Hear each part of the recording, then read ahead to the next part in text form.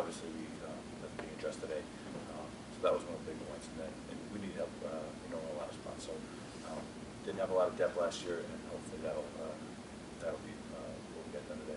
You talk about the brand, the U brand, so to speak, and when you go on the road, let's say you venture out of South Florida, because really you go to other parts of the state, whether it's Tallahassee, North Florida, but one thing that I see where Miami did a phenomenal job is in the Tampa-St. Pete area.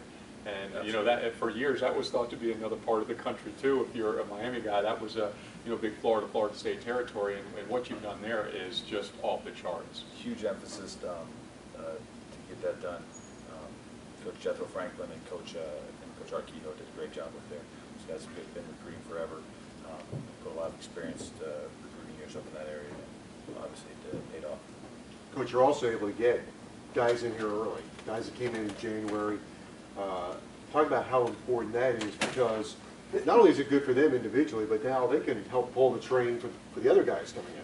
It's great for them. They they get half a year of school paid for already. They get on the meal plan. They get in our weight room. They're learning our system. But it's huge for us because we get to know more about our team. We get to know who's playing the positions, who could possibly be slotted. It gives us a head start on this class, and then we can go from there. Brendan, I look at this class and it's divided up quite well. I mean, you added a tremendous amount of depth at quarterback. You went out and needed corners and players in the secondary. You did that. You grabbed offensive linemen. You grabbed wide receivers. You have linebackers.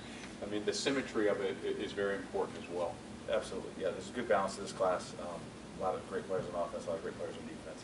It's all you can really ask for going through. And we knew it was going to be a big class, so we're excited about getting going.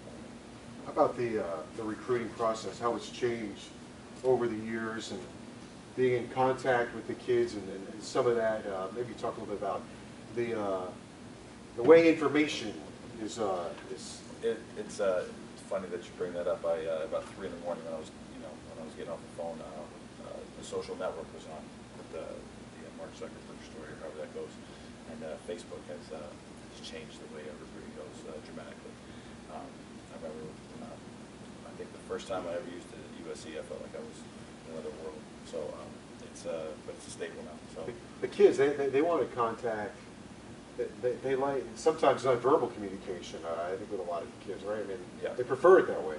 Yes. You get your little clips in. It's Twitter and Facebook have been a huge deal for all the schools. Coach, when we're going to celebrate a phenomenal class, and in all honesty, I believe that this You're is celebrate with us. Oh yes, absolutely. Yeah, for sure. I'll be at 5 o'clock. Actually, it starts at 5 o'clock, Joe. See you there. Okay. Right, from 5 to 6, and then we go to the basketball game. But this class Only is celebrate for an hour. Okay. no 3, 5, Okay, 5 to 8 couple actually. of Yeah, we get a big celebration. But you guys are already working on next year's class. That's what I mean. Absolutely. No, we got to. Yeah. This is when we first got here. We didn't have the benefit of having the solid core of recruiters and area guys, and getting to see the local schools. So we've had to build that. And really, when it's 2012 class, we were still a little bit behind. Right. 2013 is the first time that we've actually been ahead, known our targets, know what we're going after, going into the next so-called next process. So now we're back where we'd like to be. We're ahead, in terms of evaluating and all that. So this is where we need to be, and so going forward, future's bright. And you've had junior days already, and of course the camp is huge for you guys. Absolutely. I mean, I think that's probably one of the best things that you have going for you as far as evaluation goes, and that camp will even grow more this coming year. There's without a doubt. Camp's been great. The feedback's been great, and it's just been absolute necessity for us in terms of evaluating and getting to see these kids and really them getting to know us, know what we're all about as coaches, as people, as mentors, and all those things. Because let me pick up on that point, getting to know the players, because there are certain rules about how many times you can see them and talk to them and all of those things.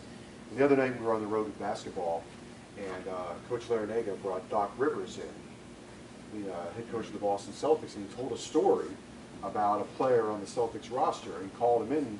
Rumors were this player was on the trading block. The player didn't understand why he was on the trading block, and he said, I love coaching, but I don't love coaching you. So you're on the trading block. How do you know? How do you know you're going to love coaching these guys? How do you find out all that information? We've got to be around them. They've got to be around us.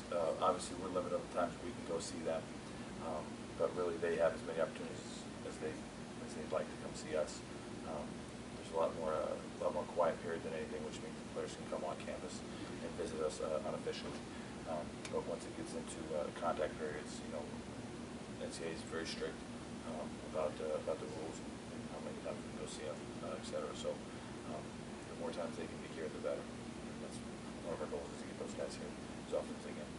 Coach, one thing that I found impressive was in this class was there are a few players that were very, very strong and leaning in another direction towards another university. You were able to convert them through this process, but more importantly, you faced a lot of obstacles that began at the beginning of last season, and a lot of these players remain committed through the entire process. It says a lot for this staff. I think it's the staff, and I think it's the university as well. Obviously, our staff did a great job of getting out there, getting the families, and building those relationships. Not just the families, the coaches, and just the people in the local area. Try to gain their trust, so that they know who would be coaching them, and who would be there for them. And then, obviously, we had a lot to deal with, but our staff stayed strong with what we were doing, with our goal of who we wanted to recruit, and that never wavered. And so the results are behind me. Coach, also, you talked about this earlier. You're ranked as the 38th best academic institution in the country, which is a phenomenal number. So these kids are being offered a scholarship in a top 50 university, academic-wise, and education that perhaps they can't get anyplace else. How important is that? I mean, it's absolutely paramount. It's what these kids come here to do, to get a degree first,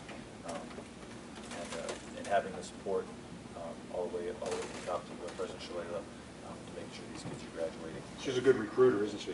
She's big time. She's what you call a closer, Joe.